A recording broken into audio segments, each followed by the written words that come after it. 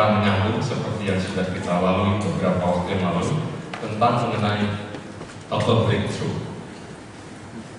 Total breakthrough yang kita perkatakan, yang kita harapkan itu bukan karena sebagai selera kita untuk memilih tema, bukan karena keinginan kita, tetapi karena Tuhan berikan kepada saudara dan saya. Amin. Hidup di dalam anugerah, sekali lagi bukan karena kita hebat, bukan karena kita benar, tetapi kita dibenarkan oleh darah Yesus. Kita dianugerahkan hari ke hari. Kalau kita belajar Abraham, Ishak, Yakub, yang Yesus Kristus sendiri katakan bahwa orang-orang dari barat, dari timur akan hidup makan bersama-sama dengan Abraham, Ishak, Yakub di kerajaan surga. Siapa Yakub? Dia menipu kakaknya bahkan 2 kali. Esau katakan. Esau dendam sampai dia katakan 2 kali dia menipu aku. Menipu yang mana? Yang pertama hak surga. Yang kedua apa? Merebut berkat dari bapaknya. 2 hal dia kerjakan. Dicatat. Ayahnya tentu sadar benar dia pun ditipu, sehingga Yakub harus meninggalkan keluarganya. Dan apa yang terjadi di tempat Laban pun tidak semuanya berjalan dengan baik. Dan kita tahu pada satu titik Yakub bergumul di sungai Yabok. Tetapi anugerah membuat dia menjadi Israel, menjadi dijemahnya Tuhan. Ishak pun tidak sempurna. Kalau kita lihat dia berbohong kepada Abimelek, raja di Gerar. Sesuatu yang dikerjakan dari anak orang percaya. Abraham kan bapak orang percaya. Kenapa dia lakukan itu? Karena ikuti pola bapaknya. Bapaknya pun pernah membohongi Abimelek. Bahkan bapaknya 2 kali bohongi, ke satunya Firaun waktu masih namanya Abraham, kemudian setelah namanya Abraham. Tapi dari apa yang mereka kerjakan, karena anugerah Tuhan, mereka diselamatkan. Nah, jangan juga kita malah berpikir kita, kok kalau begitu kita pun berlakukan seperti kekurangan-kekurangan yang ada di dalam tokoh-tokoh demikian. Kalau kita mendapat kemurahan Tuhan, kita katakan ada orang yang mendapat kemurahan Tuhan, ada yang tidak mendapat kemurahan Tuhan. Siapa yang mendapat kemurahan Tuhan? Daud salah satunya. Yesus pun dapat gelar Yesus anak Daud, bukan Harley. Selama ini orang berpikir Harley Davidson. Yesus anak Daud. Siapa yang paling penuh hikmat menurut Alkitab? Salomo. Tapi Yesus tidak disebut anak Salomo, karena Salomo akhir hidupnya murtad. Salomo apa akhir hidupnya? Murtad. Alkitab katakan demikian. Mari kita buka sebelum kita lebih lanjut 1 Raja-Raja pasal 11. 1 Raja-Raja pasal 11.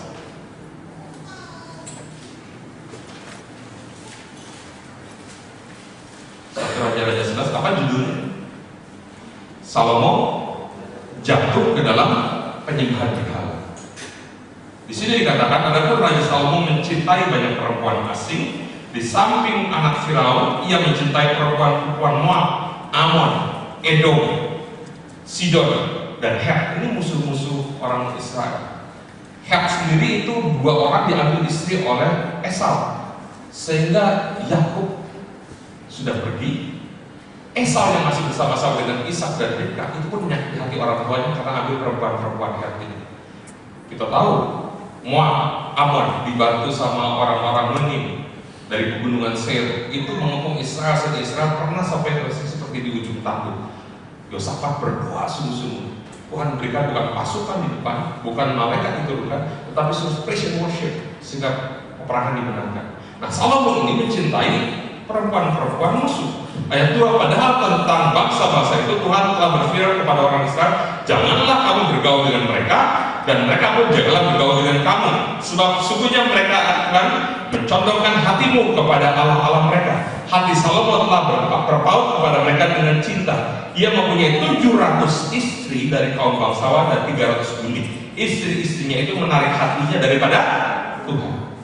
Nah, kita katakan, kasihlah Tuhan Allahmu dengan segenap hatimu, jiwamu, pikiranmu, kekuatanmu, akal budimu, semuanya dicurahkan kepada Tuhan.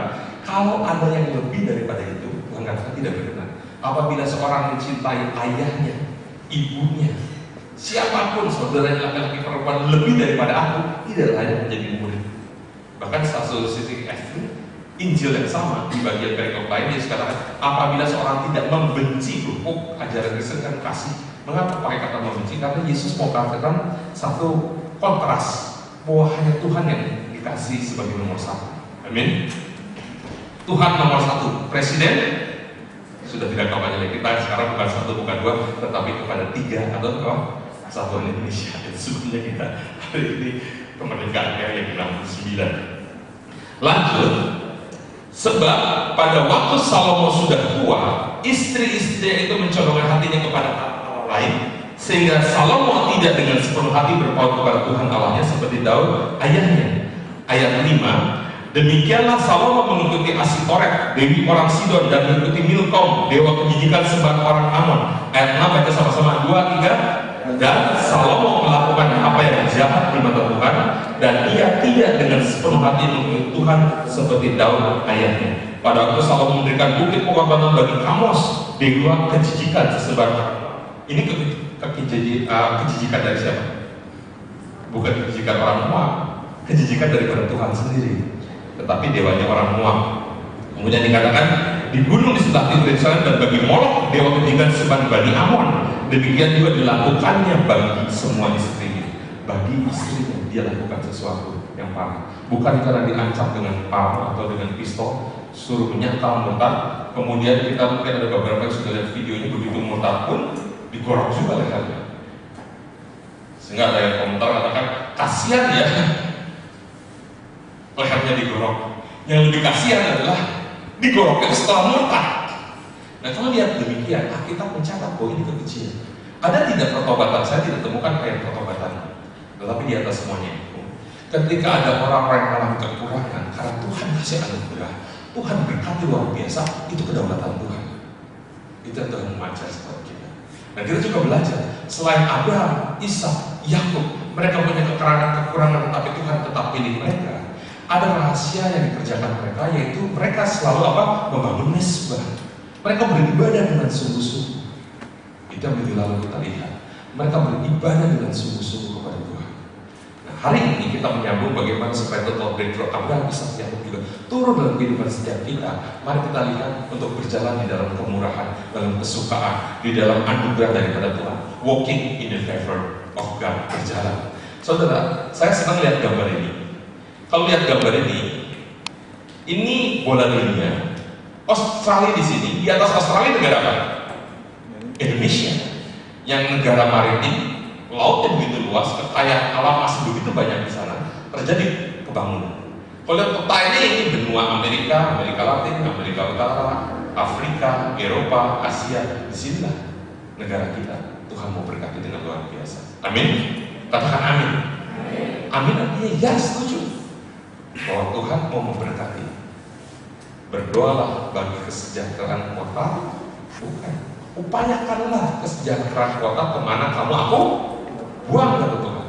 Karena kesejahteraannya, kesejahteraan kota itu adalah kesejahteraanmu. Maka kalau kita mau sejahtera, dahulukan terlebih dahulu mengupayakan kesejahteraan Indonesia, bukan untuk diri sendiri.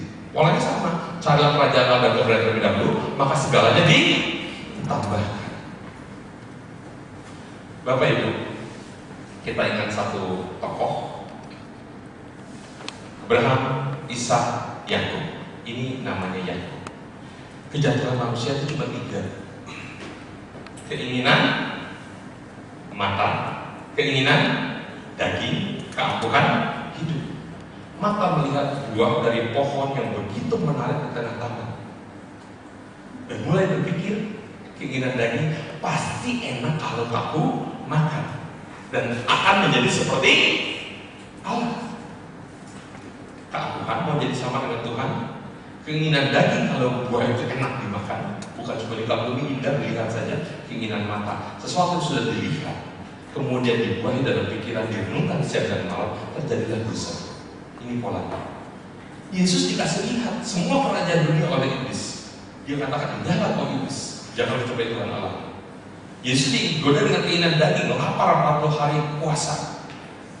Ubah batu jadi roti, bisa nggak Tuhan Yesus ubah batu jadi roti? Dari yang tidak ada pun jadilah, jadi.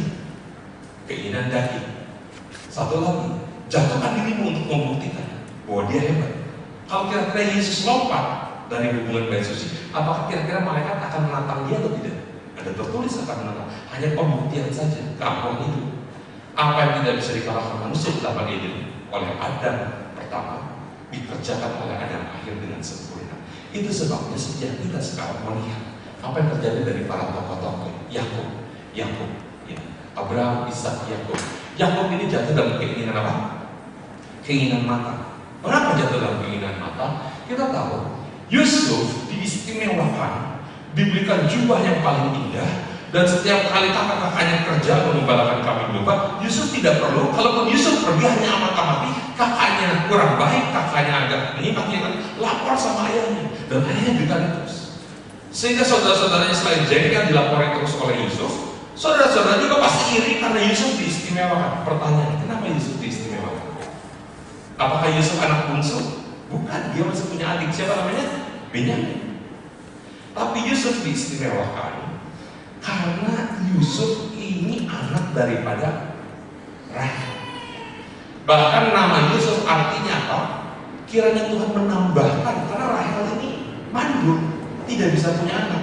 Setelah punya anak Yusuf, doanya dengan kasih nama Yusuf, biarlah Tuhan menambahi, maka lahirlah Benyamin. Nah, awalnya kenapa ini bisa semua terjadi satu kekeliruan dalam satu keluarga. Ayah daripada Yusuf, Yakub, memilih anaknya, dipikir bahkan mungkin di masa tuanya bisa diandalkan. Tapi akibatnya anaknya ini tidak bisa lagi diandalkan secara manusia, karena dikatakan jubahnya saya belum muridahkan. Ini ada satu hal yang kacau di dalam keluarga ini, dimulai dari hal yang awal. Yakub menginginkan Rahel karena dilihatnya dia lebih cantik daripada siapa? Lea. Lea katanya matanya seperti Garfield. Saudara tahu Garfield? Ada yang pernah tahu Garfield? Ada beberapa yang tahu Garfield ya. Garfield itu kucing yang matanya nantuk terus gitu. Kita katakan matanya tidak berseri. Tapi Lea luar biasa. Mari kita lihat Kejadian 29, 17, 18. Kejadian 29 ayat 17, 18. Lea tidak berseri matanya, tetapi Rahel itu elok sikapnya dan cantik parasnya. Ayat 18, baca sama-sama 2, 3. Yakub cinta kepada Rahel, sebab itu ia berkata, aku mau bekerja padamu, pada Laban, 7 tahun lamanya untuk mendapat Rahel, anakmu yang lebih muda itu. Di sini yang sudah nikah, ada yang pacarannya di bawah 7 tahun angkat tangan? Ada yang di bawah 7 tahun? Ada. Yang nggak angkat tangan lebih dari 7 tahun? Siapa yang lebih dari 7 tahun? Yang lebih dari 7 tahun? Oh, ada satu ya. 2. Yang lebih dari 7 tahun ini ada yang 14 tahun? 3. 10. 8. Ada yang 14? Ada yang 14 untuk mendapatkan. Hanya bekerja kepada mertua. Siapa namanya? Yakub. Karena kemudian adat di sana tidak mengizinkan katanya bahwa nikah dengan adik yang terlebih dahulu.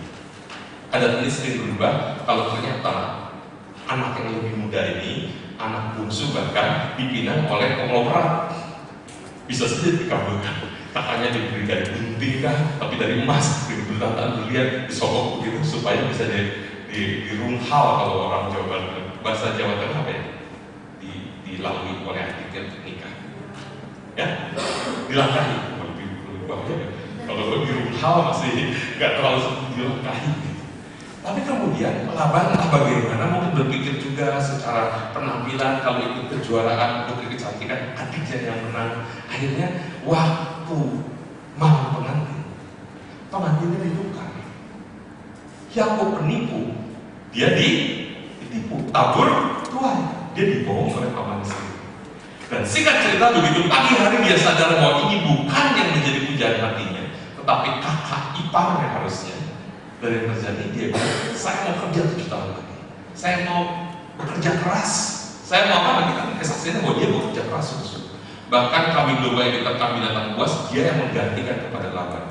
Dia tekor untuk harus kerjanya itu. Jadi kalau perusahaan mengalami kerusakan alat-alat, dia harus ganti. Kalau ada barang hilang, dia harus rokok koceknya untuk lakukan. Saya pernah dalam pelayanan, saya jadi poster, alat musik bisa hilang. Ada beberapa gereja alat musik bisa hilang karena bisa ditipu. Orang datang bilang mau servis alat musik atau mau servis AC, tetapi di ruang lain ditujukan yang jaga ini ruangan yang ada AC-nya yang dimaksud, tapi ternyata alat musiknya karena mudah dibodol, makanya harus hati-hati jaga barang Tuhan. Tetapi pertanggungjawabannya bagaimana? Saya pernah mengalami mobil yang saya parkir, kan mobil gereja, karena mobil saya dipakai oleh kebutuhannya. Dan ketika saya parkirkan, selesai ibadah mobilnya naik, hilang, tidak bertugas.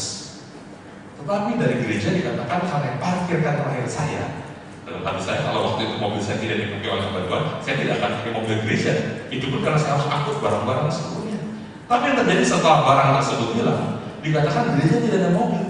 Bagaimana ini? Kemudian apa yang terjadi? Saya bawa semua tabungan yang saya punya, dolar yang saya pernah terima, ada perhiasan emas yang cukup besar, gramnya. Ketika semua itu dibawa ke gereja untuk pergantian mobil, ada satu jemaat yang mendengar, dia katakan mari kita ke showroom, pilih mobil dibayar oleh gereja. Nah pertanyaannya sekarang, tabungan, dolar, emas-emasan yang dibawa untuk menggantikan, apakah saya akan ambil kembali? Saya ditanyakan oleh hamba Tuhan sambil membacakan kisah Ananias dan Safira. Akhirnya itu dikonversi, semuanya menjadi dolar, dikirim ke Afrika dan ke Rusia. Syukur saya belum pernah ke Afrika dan ke Rusia, tapi ada dana yang berangkat ke sana. Saya percaya satu anugerah untuk sengaja untuk melakukan mungkin sulit. Jadi kalau ada sesuatu yang hilang di dalam kehidupan kita dan kita kemudian dituntut untuk menggantikannya, kita tahu barang itu pun sebetulnya bukan barang kita. Itu bukan barang orang lain, tapi barang siapa? Tuhan. Emas dan perak punya, gunung, lembah, bukit, lautan semuanya ciptaan Tuhan, miliknya Tuhan. Itu sebabnya lebih baik mencegah daripada kehilangan. Dijaga baik-baik semua yang ada daripada hilang lagi. Kita tidak sadar bahwa kita tidak bisa menjaga apa yang menjadi milik Tuhan. Ini terjadi kepada siapa? Kepada Yakub. Dan dia katakan Yakub ditipu harus kerja keras 2 kali 7 tahun. 7 itu agak sempurna, tapi ada kalanya dikalikan. Israel dibuang 70 tahun. Ketika mau habis masa pembuangan ini, Daniel baca surat gulungan kitab Nabi Yesaya, yang terjadi apa? Ditambahkan 70 kali 7. Nah ini tidak dikali, hanya ditambah 7 lagi. Ini pun karena pilihan dia sendiri. Apa yang kita bisa belajar? Pilihan manusia. Mata melihat lembah itu seperti taman Tuhan. Nah, Lot dan istrinya masuk Sodom dan Gomora. Saya ada video Sodom dan Gomora, ketika saya lihat apa yang diungkapkan tentang Sodom dan Gomora, begitu mengerikan. Jauh lebih mengerikan daripada hari-hari orang bicara tentang ISIS dan lain sebagainya. Karena satu kota penuh dihujani belerang dan api yang menyala-nyala, sama seperti gambaran neraka yang akan datang. Dan manusia pun bisa berubah menjadi tiang garam. Sungguh bukan doi. Dan yang terjadi, Tuhan melihat Lea kurang dikasihi. Saudara, kalau saudara merasa kurang dikasihi, jangan khawatir, berdatang kepada Tuhan. Tuhan akan mengasihi kita. Katakan, jika saya kurang dikasihi, saya tidak akan marah, saya tidak akan iri, saya datang kepada Tuhan. Nah, Lea rahimnya dibuka dan lahirlah anak-anak Ruben, semua terus lahir satu persatu. Yehuda, lahirlah anak-anak ini. Apa yang terjadi kepada Rahel? Abraham punya istri Sarah mandul awalnya, betul? Saudara pelajari sungguh-sungguh kisah Ishak punya istri Ribka pun sempat mandul. Dan karena anak ini kemudian belajar bukan dari kesalahan ayahnya, tapi dari iman ayahnya, nanti saudara baca, Ishak pun berdoa bagi Ribka sehingga Ribka dibuka kandungannya, lahirlah anak kembali. Mari kita lihat ayatnya di Kejadian 29 ayat 31. Kejadian masih pasal yang sama, 29. Tidak usah baca semua, baca aja ayat 31. Judulnya anak-anak Yakub. Ketika Tuhan melihat bahwa Lea tidak dicintai, dibukanyalah kandungannya, tetapi Rahel mandul. Singkat cerita, apa yang terjadi bagi neneknya pernah terjadi dalam kehidupan ibunya. Ini kali ini istrinya yang dia sukai, yang dia cintai, yang benar-benar pujaan hatinya mengalami hal yang sama. Sayangnya tidak diputus kesalahan yang sama. Apa yang tidak diputus kesalahan yang sama? Sarah pernah suruh Abraham menghampiri Hagar. Abraham bapak orang percaya, amin. Waktu menghampiri Hagar namanya masih Abraham atau sudah Abraham? Apa yang terjadi? Tidak ada kucing menolak daging. Tidak ada buaya menolak bangkai. Abraham, apa yang dikerjakan oleh Abraham? Dia panggil Hagar begitu dalam nama ayahnya? Tidak. Dia hampiri ini Hagar. Dan kali ini pun sama. Rahel Kejadian 30 ayatnya yang pertama. Ketika dilihat Rahel bahwa ia tidak melahirkan anak bagi Yakub, cemburulah ia kepada kakaknya itu, lalu berkata kepada Yakub, berikanlah kepadaku anak, kalau tidak aku akan mati. Itu Kejadian 30 ayat yang pertama. Sekarang lanjut, maka bangkitlah amarah Yakub terhadap Rahel dan ia berkata, akukah pengganti Allah yang telah menghalangi engkau mengandung? Orang begitu sayang, begitu cinta, rela kerja 2 kali lipat, tapi syukurnya masih ada dengan iman. Yaitu apa? Ketika Tuhan yang dipermasalahkan, maka dikatakan, akukah pengganti Allah? Dia marah. Tidak seperti Salomo tadi, istri-istrinya mau menyembah ilah lain diikuti oleh Salomo. Kalau ini begitu mengeluh saja, berkeluh kesah adalah dosa. Kemudian apa yang dia lakukan? Dia bilang, emangnya aku Tuhan? Tuhan kalau belum kasih, apa yang harus kita kerjakan? Berdoa. Ayat 3, baca sama-sama kali ini ayat 3, 2, 3. Kata Rahel, ini Bilha budakku perempuan, hampirilah dia supaya ia melahirkan anak di pangkuanku, dan supaya oleh dia aku pun mempunyai keturunan. Sayangnya belum ikut tinggal pelajaran 4 dan pelepasan, belum ada pelepasan. Apa yang dilakukan oleh Yakub? Dihampiri hambanya, maka boleh lahir. Bapak Ibu, kalau kita lihat kehidupan Yakub, pengakuannya kepada Firaun ketika Yusuf sudah berada di Mesir, terjadi 7 tahun kelimpahan. Yusuf katakan kepada pemerintah Mesir, ayo nabung, ini polanya lumbung Yusuf, di masa kelimpahan kita harus menabung, jangan habiskan apa yang ada, karena hidup ini seperti roda berputar, ada kalanya kita kekurangan. Apa yang terjadi? Begitu masa kesusahan, semua kelaparan, Yusuf sudah ditaruh-taruh di laut Mesir, dan ayahnya Israel masuk ke Mesir. Dan sampai di Mesir ketemu sama Firaun, bincang-bincang, mungkin cuma sekedar basa-basi. Ditanya oleh Firaun, usia berapa sekarang, kok masih sehat? Apa yang dijawab? Pada lihat Kejadian 47 ayatnya yang ke-9. Kejadian 47 ayat yang 9. Dapat Bapak Ibu? Saya baca ayat 8, nanti ayat 9 dibaca sama-sama. Kemudian bertanyalah Firaun kepada Yakub, sudah berapa tahun umurmu? 9. Jawab Yakub kepada Firaun, tahun-tahun penyebaranku sebagai orang asing berjumlah 130 tahun. Tahun-tahun hidupku itu sedikit saja dan buruk adanya, tidak mencapai umur nenek moyangku, yakni jumlah tahun mereka mengembara sebagai orang asing. Di Indonesia, lembur, bukan lembur, apa namanya? Kalau pulang kampung? Mudik itu setahun sekali. Meskipun orang harus perjalanan, tetap ada mudiknya. Ini dia tidak mudik berapa tahun? 130 tahun tidak bisa mudik. Dan ketika mau mudik pun bawa dulu macam-macam persembahan untuk sokok Esau kakaknya dengan penuh ketakutan. Apa yang terjadi?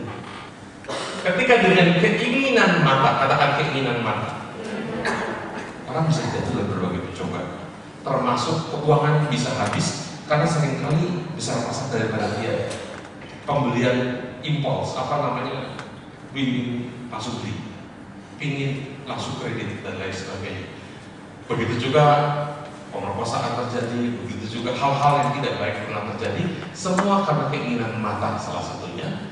Dan akhirnya Lea sakit hati, pasti dia sakit hati. Dan karena Lea sakit hati, Rahel sendiri hidupnya menjadi problem. Suatu ketika harus pergi, dia sembunyikan sesembahannya Laban, patung-patung. Dan ketika dicari tahu kemana, dia sudah mencuri punya ayahnya. Dia taruh lagi di bawah pelana, dan dia nggak mau turun ketika ayahnya mau periksa. Ayahnya periksa, dia ngakunya apa? Sedang datang bulan, bohong kepada ayah. Tidak hormat orang tua, apa perintah akhirat? Hormatilah ayah ibumu agar panjang usiamu dan berbahagia hidupmu. Rahel pendek umur, Rahel meninggal. Lea sakit hati. Ini harus kerja keras, tidak bisa tinggal di kampung halaman, dipisahkan dari ibunya, dikutuki oleh kakaknya. Ayahnya pasti kecewa. Dan yang terjadi, pola dosa daripada neneknya terjadi pada istri. Begitu banyak kepahitan diakuinya kepada orang asing yang baru ketemu, yaitu siapa? Firaun. Syukurnya anugerah Tuhan mengubahkan kehidupan daripada Yakub.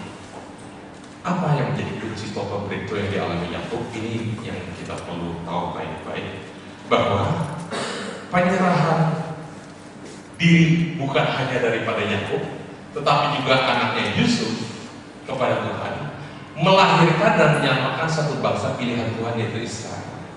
Kita mundur skenario-nya. Saudara pernah nggak memilih sesuatu pilihan yang salah? Pernah ambil keputusan yang buruk, tindakan yang keliru? Tapi kalau kita sesali terus-menerus, sia-sia. Tapi kalau kita perbaiki, belum tentu bisa sukses. Tapi kalau kita datang di hadapan Tuhan, ampuni aku bikin keputusan yang salah. Tuhan ampuni aku memperkatakan sesuatu yang keliru. Tuhan ampuni aku bikin dosa. Itu yang Daud lakukan. Itu yang tokoh-tokoh iman lakukan. Dan ketika datang di hadapan Tuhan, Tuhan, awalnya ini dia pilih siapa, Rahel atau Lea? Lea. Kalau dia pilih Rahel, kemudian diberikan Lea, dia terima saja, Lea bahagia. Rahel mungkin dapat jodoh lain. Kalau awalnya dia nggak pilih-pilih pun, dengan pandangan matanya, langsung dengan kakaknya terlebih dahulu, cerita jadi berbeda. Tapi yang dia pilih adiknya, karena menurut matanya apa? Elok. Yang terjadi, Leanya jadi sakit hati, pamannya pun ikut-ikutan harus jadi orang yang berdusta, sodorin kakaknya terlebih dahulu. Dan hidupnya ini jadi semakin semrawut. Tapi ketika dia sungguh-sungguh mau dipulihkan Tuhan, syukurnya dari Rahel dan dari Lea, yang bawa Bilha dan Silpa, lahirlah 12 anak laki-laki, dan 12 ini menjadi 12 suku Israel. Dan ketika anak yang paling dikasih, dia harus tidak bisa lagi andalkan, tidak bisa lagi jadi objek kasihnya. Yang terjadi apa? Anak yang dibuang ini pun masuk ke Mesir, tetap mengasihi Tuhan. Di rumah Potifar Tuhan menyertai, dikatakan di penjara pun Tuhan menyertai, sehingga selain dari kesayangan Potifar, difitnah sekali itu jadi kesayangan kepala penjara. Dan ketika menafsirkan mimpi karena dia dekat sama Tuhan, semua begitu tepat waktunya, dia menjadi orang yang hidup di dalam pemerintahan. Dan bangsa yang lahir daripada Yakub yang diganti namanya di Israel, makanya di bangsa Israel, ini bisa di-cover oleh anak yang bernama Yusuf. Bapak Ibu, kalau kita mungkin di masa kecil menjadi anak yang kurang diperhatikan, di sekolah bukan juara kelas, di keluarga pun mungkin perhatiannya lebih kepada kakak atau adik kita, dalam kehidupan pun mungkin suami kurang mengasihi kita, atau istri mungkin kurang bisa bersyukur atas apa yang suami kerjakan. Banyak hal dalam kehidupan kita terjadi, datang di hadapan Tuhan. Ini yang terjadi pada Yakub, ini yang terjadi pada Yusuf. Dan kita sekali lagi, barang siapa memberkati saya, katakan barang siapa memberkati saya, diberkati Tuhan. Barang siapa mengutuki saya, dikutuki Tuhan. Dan oleh saya, semua bangsa diberkati. Amin. Yang berikut atasnya Yakub siapa? Ishak. Kita akan lihat Ishak. Tadi Yakub keinginan apa? Mata. Kalau gitu kira-kira Ishak keinginan apa? Jadi kalau makan, lauknya disisain, nasinya duluan atau mie-nya duluan, ayamnya kalau mie ayam atau nasi goreng sapi terakhir, begitu. Karena tadi usulnya katanya keinginan daging. Apakah benar Ishak memiliki keinginan daging? Kita lihat firman Tuhan. Ishak benar keinginan daging, pilih kasih karena suka makan daging. Apa? Pilih kasih karena suka makan. Saudara tahu? Gak percaya saudara? Saudara sama saya gak usah percaya. Boleh nggak percaya, tapi sama firman Tuhan jangan pernah menolak. Amin. Kita lihat firman Tuhan. Di mana ayatnya? Kejadian 25 ayat 28. Saudara baca Alkitab sendiri boleh, saudara baca di depan sama-sama silakan. 2, 3. Ishak sayang kepada Esau sebab ia suka makan daging buruan, tetapi Ribka kasih kepada Yakub. Esau ini hobinya berburu, dan Ishak sayang kepada Esau karena dia anak sulung, bukan. Ishak sayang kepada Esau karena mukanya mirip, tidak. Ishak sayang kepada Esau apa menurut Alkitab? Sebab Ishak suka makan daging. Ada beberapa orang yang setelah saya mengerti kenapa disayang sama bos, dia bisa jilat bosnya dengan cara diajak kuliner yang bosnya suka. Dan zaman sekarang semakin merebak, bukan cuma kuliner, pergi ke karaoke plus. Yang bukan hanya nyanyi, ada minuman, dibikin mabuk dan lain sebagainya. Ada saja, jadi bukan cuma makanan, minuman. Selain makan minum, tentu ada area lain juga yang bisa membujuk orang untuk jatuh. Sekali lagi, keinginan daging kan? Jangan terlalu dituruti, jangan terlalu banyak makan daging. Nanti dagingnya sehingga tidak ada kolesterol. Yang terjadi karena dia pilih kasih. Ayat ini sudah jelas berkata, Ishak sayang kepada Esau, tetapi Ribka kasih kepada Yakub. Saya mau tanya, kenapa kira-kira Ribka mengasihi Yakub? Dua bersaudara. Sering yang satu berkata, ini anak mama, ini anak papa. Oh, kalau ini mah dia lebih sayang sama papanya. Kalau ini ya memang karena dia kurang sayang sama papanya, maka saya lebih sayang sama dia. Dua bersaudara. Saya dua bersaudara. Adik saya itu sangat pintar ambil hati papi saya. Dia di luar tukang berantem kayak preman lah begitu ya. Bawa pistol kemana-mana dulu. Ya kami memang ada fasilitas karena ayah kerja di bank untuk menjaga diri. Tetapi adik saya beli sendiri. Yang terjadi, dia ribut di sekolah, dia ribut bukan hanya dengan teman, dia bisa tentang gurunya. Bukan hanya wali kelas, kepala sekolah marah karena ini anak-anak jam kosong main bola. Begitu marah-marah, dikumpulin semua. Adik saya ada bola ditendang sama dia. Dia teriak. Saya kira, wah hebat di sekolah. Adik siapa itu ya? Tapi baru bahasnya beberapa bulan lalu kita bicara malam hari saya sama adik saya mengingat kembali masa-masa yang lain bos katanya. Tapi ternyata kemurahan Tuhan pasti mengubah diri kita. Amin. Nah, adik saya ini kalau di hadapan papi saya, apapun yang papi saya bilang matahari hijau, ya hijau gitu kan dia. Telur kotak ya kotak. Saya kalau ada yang papi saya keliru, saya tentang, saya potong. Tapi di luar saya baik sama orang lain, saya gak ribut, saya gak. Sehingga papi saya merasa jaga sama saya. Dan adik saya mulai jadi anak papi, saya jadi anak mami. Papi saya meninggal usia 49. Adik saya ngomong, lu enak. Maaf ya, dia ngomongnya sama saya, waduh, kamu enak. Karena lu ini artinya kamu dalam bahasa Hokkien. Iya loh, gua lu itu bukan bahasa Betawi. Gua itu bahasa Hokkien artinya saya. Jadi kalau orang Hokkien berdoa sama Tuhan, Tuhan lu tahu gua apa itu masalah. Kamu kita bikin kasar, itu kan dari bahasa. Jadi dia bilang sama saya, si papi meninggal, kamu enak masih ada mami. Dia bilang begitu sama saya. Yang terjadi, adik saya sungguh-sungguh belajar, sungguh-sungguh mengerjakan tugas-tugasnya sampai dia dapat gelar double degree untuk S2-nya. Saya, anak mami, tidak berguna karena saya bukan anak Tuhan, saya menolak Tuhan. Gak bisa terima. Kenapa papi saya meninggal? Kenapa dia dulu kerja orang upahan, tidak bikin perusahaan sendiri? Bikin perusahaan sendiri pun diwariskan habis kalau kita tidak bisa kerjakan apa-apa. Saya menggerutu dalam hidup, saya gak bisa terima hidup ini. Dan ujung-ujungnya saya gak bisa terima Tuhan. Nah, salah satu orang dipakai untuk menjilid saya, adik saya. Perjalanan jalan tol Jakarta Bogor. Ngobrol-ngobrol entah kenapa, kalau hidup, saya jadi ngomong sama dia, hidup ini gak ada kebebasan. Ikut Tuhan pun dipaksa, saya bilang. Kok bisa? Dia bilang. Katanya kan ada surga neraka, saya bilang. Apa syarat masuk surga? Percaya Tuhan. Kalau nggak percaya Tuhan, neraka. Jadi nggak ada kebebasan. Saya bilang langsung nggak ada kebebasan. Buktinya dipaksa kita. Kalau nggak percaya Tuhan, kemana? Neraka. Entah dari mana datangnya itu adik saya bicara begini. Fon, tukeran. Bukan tukeran nyetir, karena dia yang nyetir. Kamu dari Tuhan, Tuhan dari kamu. Terus kamu atur-atur bikin peraturan sendiri. Bisa nggak ya? Tiba-tiba saya ditolak saya. Ya saya nggak bisa. Sejak itu bertahun saya menyerah kepada Tuhan. Waktu itu saya masih jawabnya, Tuhan itu preman yang kudus ternyata. Preman nggak mau dilakukan susah. Akhirnya kita dengan ketakutan. Memang kita takutlah akan Tuhan.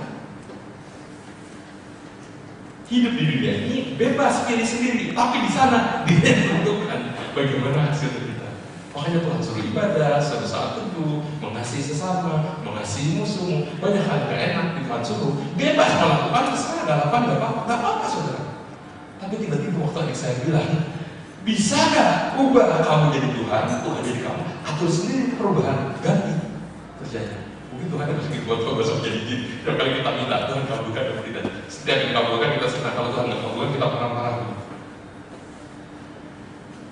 Akibatnya, karena Ribka lebih mengasihi Yakub, melihat Ishak sayang pada Esau, Ribka semakin mewujudkan satu pernyataan yang sebelumnya, bahwa Tuhan dari semula sudah memilih bahwa anak yang tertua akan menjadi hamba dari anaknya bungsu adiknya. Dan mulailah dia ajarin anaknya, dan anaknya ikut-ikutan tipu ayahnya setelah tipu kakaknya, pakai bulu di tangan supaya seolah-olah kayak kakaknya. Bikin masakan ibunya yang masakin, pasti lebih enak masakan ibunya daripada orang yang suka berburu. Dia bukan ahli masak, ahli berburu. Ibunya yang masak. Bapak Ibu, yang terjadi karena suami dilecehkan, karena orang tua tidak dihormati, istri menderita anak sengsara. Kenapa istrinya menderita? Kehilangan dua-dua anaknya. Yang punya mau dibunuh sehingga harus pergi. Dan tadi berapa lama tahun pengembarannya? 130 tahun. Kita belum tentu sampai umur sekian. Itu pastilah nggak sampai jam sekarang. Soal Tuhan kata kita masuk masa milenium 1000 tahun. Anaknya pun sengsara, kita sudah baca ayatnya. Dikatakan Kejadian 26 ayat 34 sampai 35, Esau membangkang. Dia mengambil istri orang-orang Het sesuka hati. Mau tahu namanya siapa istrinya ada di sini. Dan itu menyakiti hati ayah ibunya. Dan ibunya mulai berpikir jangan sampai Yakub pun ikut seperti kakaknya, ambil istri sembarangan. Syukurnya dia ambil istri daripada anaknya Laban. 2 lagi, tambah 2 lagi guntingnya. Yakub pun menghilang, hidupnya penuh penderitaan panjang. Pasal yang tadi kita sudah baca, tidak perlu baca. Katakan keinginan daging. Akibatnya begitu panjang. Keinginan mata, problem. Bapak Ibu, sekali lagi Tuhan kita, Tuhan yang penuh kasih karunia, panjang sabar. Amin. Apa yang terjadi pada Ishak? Memang kalau Ishak itu tulisan di Alkitab kita, memang ada beberapa orang melafalkannya Ishak. Tetapi kalau Alkitab ini tulisannya Isaac. Nah kalau saudara mau lihat bahasa Koreanya yang kecil, kalau kecil ya pasti nyebutnya perempuan pakai anu. Tokoh breakthrough menyadari akan kedaulatan Tuhan, bahwa rencana Tuhan pasti terlaksana. Kalau ini dibicarakan di diskusi dan baik-baik, ibunya mungkin bilang berapa pesan Tuhan selama lagi hamil, 2 bangsa berkata-kata dalam rahimmu. Dikatakan apa? Yang bungsu akan menjadi tuan daripada yang sulung. Kalau sebagai istri omong baik-baik sama suami yang mulai mengerti, mungkin secara orang tua bisa mengarahkan sebaik-baiknya. Oh, kalau kamu ternyata dipilih Tuhan untuk menerima ini, biarlah kamu masuk ke dalam pelayanan. Yang satu, biarlah berkarya di ladang dunia, maksudnya di dalam sekolah, pada seperti itu. Di Indonesia, saya mau tanya, kalau anak cerdas, anak pintar, rata-rata zaman mungkin 10, 20, 30 tahun lalu, rata-rata orang tua ingin anak jadi apa? Dokter. Di sini tahu buku kenangan yang ada nama, tanggal lahir, bintang, kesukaan, hobi, cita-cita. Siapa yang pernah isi buku demikian? Yang pernah isi buku seperti itu? Nama, terus tukeran sama teman, pasang foto, pernah? Siapa yang belum pernah isi buku seperti itu? Saya bingung nih, siapa yang pernah isi? Gak karena siapa yang gak pernah isi? Gak. Oh itu kan sudah zaman tahun dulu, sudah mulai buku. Tapi kira-kira tahu buku ini ya? Rata-rata cita-cita ditulisnya apa? Rata-rata. Jelas juga, mula-mula insinyur, apa tadi arsitek, dokter, di background juga polisi, polisi tidur, polisi yang sini siapa yang pernah tulis cita-cita dokter? Katakan, yang pernah tulis cita-cita dokter? Gak ada yang kata. Siapa yang gak tulis cita-cita dokter? Katakan. Ada yang terwujud jadi dokter, ada yang sedang proses menuju jadi dokter. Tetapi sekali lagi, orang tua banyak kalau anaknya pintar, sekolahnya kemana? Kedokteran, apalagi insinyur, apalagi Terus kalau yang kurang biasanya masuk mana? Fisik, fakultas ilmu sadat, ilmu karet? Bukan. Nggak langsung ke fisik dulu. Di SMA aja ada 2 jurusan, IPA, IPS, Paspal sama SOS zaman dulu. Biasanya orang pilih mana? IPA. Begitu nggak ada IPA, IPS itu jujur aja. Tapi saya tahu ada satu orang luar biasa sekarang kalau dunia bisnis mengenalnya, dia orang yang hari ini mungkin di negara A, jangan besok sore di negara B, multinasional perusahaan. Yang saya lihat, beliau waktu SMA, dia bilang saya sudah tahu arah mau kemana saya mau pergi. Waktu basa-basa belum jurusan, dia sudah bilang saya mau jadi ekonomi. Pelajaran ekonomi sungguh-sungguh dia serap. Dan dia sudah punya pilihan, nanti saya mau masuk IPS. Dan bukan karena buangan, saya nanti tentu akan menjadi yang paling top di sana, karena itu pilihan saya. Dan ini saya bukan kutip ini untuk ditiru ya bagi yang belum masuk jurusan. Untuk pelajaran kimia yang dia tahu dia nggak bakal masuk, dia cuekin, ngapain energi saya harus belajar? Dia pakai main saja kalau pelajaran kimia, maksudnya tugas-tugasnya. Akhirnya udah berjalan masuk IPS, oh iya saya mau masuk sekarang gitu. Jadi buat apa mau energi yang percuma? Dia bilang begitu. Kemudian masuklah ke dalam kuliah ekonomi, dapat kesempatan kuliah di luar. Di luar pun bukan hanya lulus terbaik. Setelah berapa lama di bidang karir, mungkin 20 ke 30 tahun kemudian, kampus yang masih mengundang penghargaan lulusan yang sukses setelah keluar. Banyak orang juara di sekolah, pelajar-pelajar, mahasiswa umlot, tapi dalam hidupnya nggak berhasil. Ada yang begitu. Ada yang masa sekolah kira-kira kurang baik kehidupannya, kurang cerdas, prestasinya nggak terlalu, tapi setelah dalam hidup sehari-hari ternyata maju juga, bisa begitu? Bisa. Tapi kalau Tuhan yang memberikan anugerah, itu sedikit bedanya sama hoki. Tahu hoki? Untung. Kalau Tuhan berkat jauh lebih indah. Amin. Nah, kalau sadar bahwa itu kedaulatan Tuhan, jadi jangan sampai kita masuk satu jurusan karena sebenarnya nggak bisa jurusan yang satu. Kalau yang paling pintar apa tadi? Kedokteran, arsitek, insinyur apa? Yang kurang pintar kita harus sebut ya. Jangan-jangan nanti bisa ngomong saya juga masuk fisik dulu. Begitu saya mah. Karena ekonomi nggak diterima. Saya mau masuk yang lain saya nggak cukup. Tapi kalau depannya saya ujian lagi, UMPTN lagi. Mau awalnya fisik UI 86, 87 masuk lagi UI ekonomi. Pilihan yang pertama yang bisa saya dapat. Bangga dapat 2 kali UMPTN. Tapi sebetulnya saya kayak orang gak naik kelas 1 tahun kebuang. Sia-sia itu saya, tapi saya gak pernah menyesal. Begitu kita merasa bersalah, saya datang dari Tuhan. Tuhan ampun saya dulu saya buang-buang waktu di fisik. Tapi di fisik itulah 2 orang yang menjilid saya.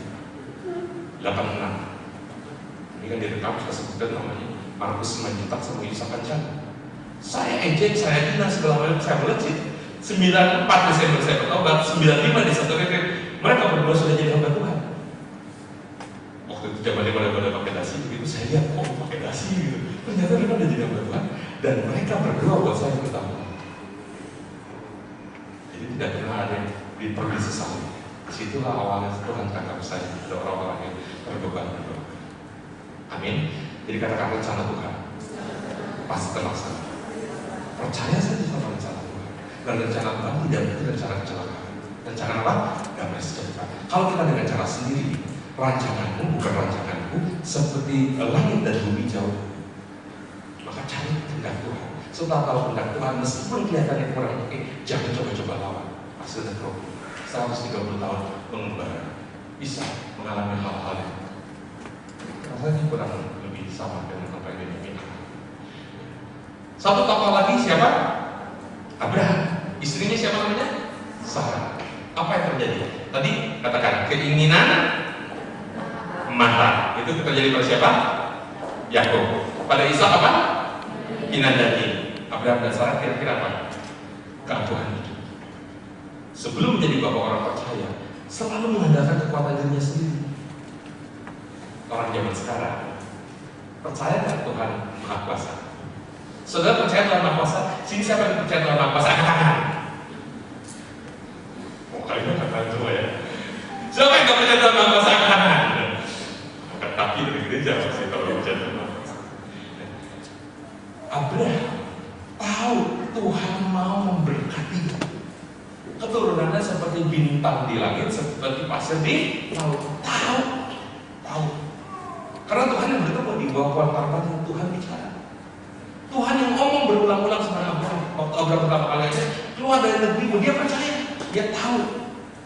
Tapi menjelang berjalannya waktu, ketika pengharapan ini belum juga dipenuhi, sesuatu yang dinanti-nantikan belum terkabul, ada kalanya orang tawar hati. Maka terjadilah peristiwa Hagar. Belum peristiwa itu terjadi, dia kurang percaya apakah Tuhan mampu. Katakan, Abraham percaya Tuhan mau. Tapi Abraham ragu Tuhan mampu.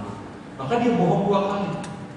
Maka dia mulai ambil yang disodorkan oleh istrinya. Karena tahu Tuhan mau, tapi tidak yakin Tuhan mampu. Di sini saudara percaya Tuhan mampu? Percaya Tuhan mampu? Tapi masalah kita kebanyakan belum yakin Tuhan mau. Oh, kalau orang lain Tuhan tahu. Yang sakit sembuh, yang jatuh bangkit, yang pecah Tuhan persatukan. Tahu Tuhan mampu. Tapi untuk saya, apa Tuhan mau? Katakan Tuhan mau. Iman timbul dari pendengaran. Kita apa saja? Tuhan mau memberkati hidup saya. Abraham dan Sarah ini kekeliruannya, kesalahannya, kekurangannya kalau dalam dosanya berjamaah bareng-bareng. Dia Kejadian 16 sampai 6. Kita perlu baca karena ini penting. Keakuan hidup mengenal bahwa Allah turut dibantu. Kejadian berapa? 16. Gampang-gampangnya 1616. Kejadian 16 ayat 1 sampai 6. Kita baca gantiannya. Saya baca ganjil, Bapak Ibu baca genap. Judulnya saja sudah mencerminkan masalah yang timbul. Apa judulnya? Hagar dan Ismail. Adapun Sarai istri Abraham itu tidak beranak. Ia mempunyai seorang hamba perempuan orang Mesir, Hagar namanya. 2.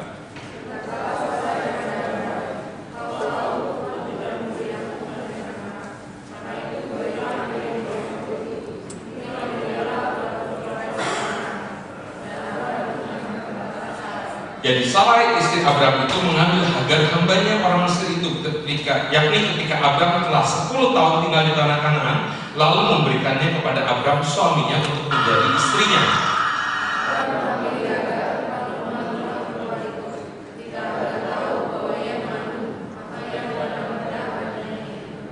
Lalu berkatalah Sarai kepada Abraham, penghinaan yang kuderita ini adalah tanggung jawabmu. Akulah yang memberikan hambaku ke pangkuanmu, tetapi baru saja dia tahu bahwa ia mengandung, ia memandang rendah akan aku. Tuhan kiranya yang menjadi hakim antara aku dan engkau. Ayat 6.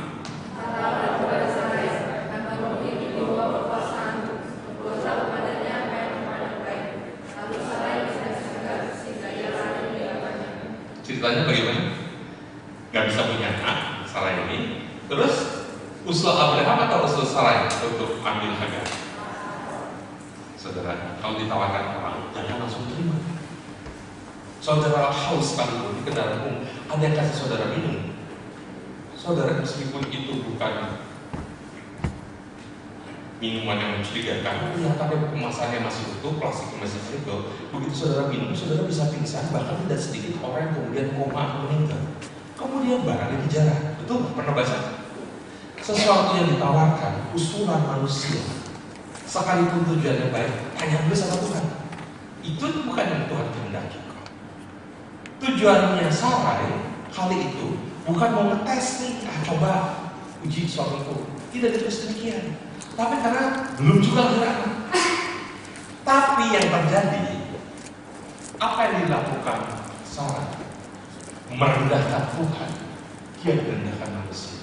Katakan, merendahkan Tuhan, direndahkan manusia. Ayatnya tertulis jelas. Ayat berapa tadi? Ayat 4. Abraham mengambil Hagar lalu mengambil perempuan itu. Ketika Hagar tahu bahwa ia mengandung, maka ia memandang rendah akan nyonyanya itu. Nyonya, aku gak bisa melahirkan. Aku bisa nih. Mulai dari kepala besar. Orang tanpa iman berprestasi bisa merasa dirinya yang hebat. Orang dengan iman pun kadang-kadang masih bisa ngawur. Aku duduk di sebelah kiri kanan saja. Itu murid-murid kesayangan Tuhan Yesus. Bawa ibunya supaya mereka duduk di kiri kanan. Ini yang perlu hati-hati. Karena dosa kesombongan Ini akar segala dosa, rajanya dosa itu kesombongan. Lucifer di surga jatuh karena apa? Sombong. Lalu berkatalah Sarah kepada Abraham, penghinaan yang kuderita ini adalah apa? Hasil aku menghina Tuhan. Harusnya bilang begitu dan bertobat. Tapi ini malah langsung bilang tanggung jawab. Ya Abraham juga berperan berandil. Dia harusnya larang, dia cegah, dia nggak lakukan. Dan akibatnya dari apa yang merendahkan Tuhan, Sarah pun menertawakan Tuhan. Pas sudah tahu kisahnya, waktu Tuhan bicara mengulangi janjinya, tahun depan kamu akan punya anak. Terus Sarah ketawa. Ketawanya dalam hatinya, kita bilang. Dan Tuhan tahu. Tuhan bilang, kenapa Sarah tahu? Sarah bilang, aku nggak ketawa. Lalu hatinya gitu. Terbahak-bahak. Tuhan tahu. Pertanyaan, kenapa Sarah menertawakan Tuhan? Kenapa? Karena suaminya pun tertawain Tuhan. Saudara pernah baca nggak Abraham tertawa? Karena Tuhan bilang Tuhan kasih janji. Abraham juga tertawa, saudara. Coba lihat. Abraham menertawakan Tuhan. Kejadian 17:18. Kejadian 17.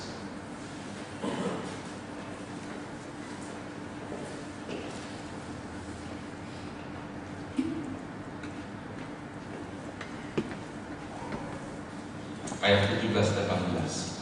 Ayat 16 Tuhan bilang akan memberkati juga Ismail. Dan kemudian dari Abraham sendiri tetap janjinya melalui Ishak. Saya bacakan dulu ayat 16, nanti 17 baca. Aku akan memberkatinya dan daripadanya juga aku akan memberikan kepadamu seorang anak laki-laki, bahkan aku akan memberkatinya sehingga ia menjadi ibu bangsa-bangsa Hagar ini. Dan Sarah juga diberkati, semua karena melalui Abraham, raja bangsa-bangsa akan lahir daripadanya. 17 baca sama-sama, 2-3. Lalu tertunduklah Abraham dan tertawa serta berkata dalam hatinya, mungkinkah bagi seorang yang berumur 100 tahun melahirkan seorang anak, dan mungkinkah Sarah yang telah berumur 90 tahun itu melahirkan seorang anak? Bapak Ibu, kalau orang ngomong sesuatu yang mustahil untuk kita, jangan-jangan dia nyindir. Tapi kalau Tuhan yang katakan sesuatu yang mustahil bagi kita, Tuhan mau kasih mujizat. Apa? Kalau orang lain bilang sesuatu yang mustahil bagi kita, jangan-jangan dia apa? Nyindir. Tapi kalau Tuhan ngomong demikian, apa? Tuhan mau bikin mujizat. Ini Abraham pun dalam hatinya, tertunduklah Abraham dan tertawa serta berkata dalam hatinya. Ayat 18, mari baca sama-sama. 2-3. Dan Abraham berkata kepada Allah, sekiranya Ismail diberkatikan hidup di hadapan. Terlanjur bikin dosa. Ismail pun darah daging. Maka dia pun bilang sama Tuhan, coba Ismail. Ternyata enggak. Suatu saat kalau saudara mau baca ayatnya, sungguh menyedihkan. Abraham harus mengantar Hagar dan bekalnya cuma air sekendi untuk anaknya. Dan kalau anaknya minum itu di padang gurun bisa tewas. Tapi karena Tuhan yang hidup, Tuhan memelihara, Tuhan jaga. Amin. Keakuan hidup awal dari kehilangan milik yang berharga. Karena keakuan hidup awal dari kehilangan milik yang berharga. Saat kita merasa kuat, itu awal kejatuhan. Ini yang kita baca. Satu bagian lagi penting. Kejadian 21 8-16. Semua ayat penting. Kejadian 21 8-16. Bagian terakhir. Pergantian ya, saya baca ayat 8 yang kita Bapak Ibu yang baca. Judulnya Abraham mengusir Hagar dan Ismail. Padahal dia bilang, kiranya Ismail diberikan hidup di hadapan Tuhan. Tapi kali ini dikatakan, bertambah besarlah anak itu dan ia disapi. Lalu Abraham mengadakan perjamuan besar pada hari disapi itu. Abraham masih sayang ya, masih melakukan perjamuan besar. Ayat 9.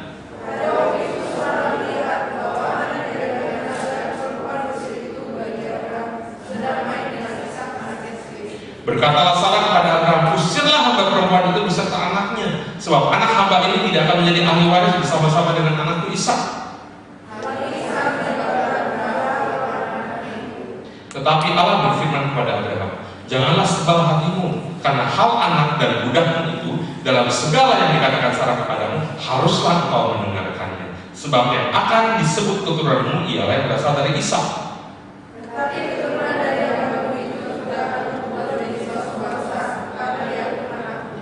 Keesokan harinya pagi-pagi Abraham mengambil roti serta sekirban air dan memberikannya kepada Hagar. Ia meletakkan itu beserta anaknya di atas bahu Hagar. Kemudian disuruhnya perempuan itu pergi. Maka pergilah Hagar dan mengembara di padang gurun Beersheba.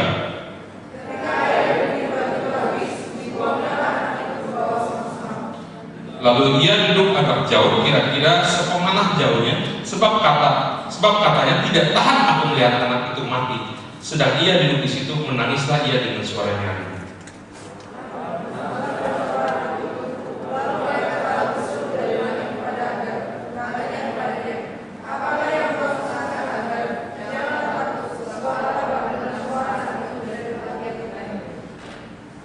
Seruan orang yang tertindas di dekat Tuhan. Tetapi Abraham kali ini Tuhan bilang, dengar apa kata istri, singkirkan. Jadi waktu yang enak katanya Tuhan dia ambil Hagar. Tapi ketika yang kurang enak dia sebal hatinya. Tapi Tuhan kali ini bilang lakukan. Dan ketika Abraham mulai paham apa yang dikerjakan Abraham selanjutnya, Tuhan minta Ishak untuk dipersembahkan. Ketika Abraham dengan taat persembahkan Ishak, yang terjadi Abraham ini menjadi bapak orang percaya. Dikatakan kepercayaan total kepada Tuhannya membuatnya sanggup menyerahkan miliknya yang paling berharga, yaitu siapa? Ishak. Sedangkan Ismail sudah tidak ada lagi bersama-sama dia, sehingga Allah pun mengaruniakan yang paling berharga, yaitu siapa? Kristus. Bapak Ibu mau mengalami total itu, ingat hari ini apa awal kejatuhan? Keinginan mata, keinginan daging, keangkuhan hidup. Bagaimana mengatasinya?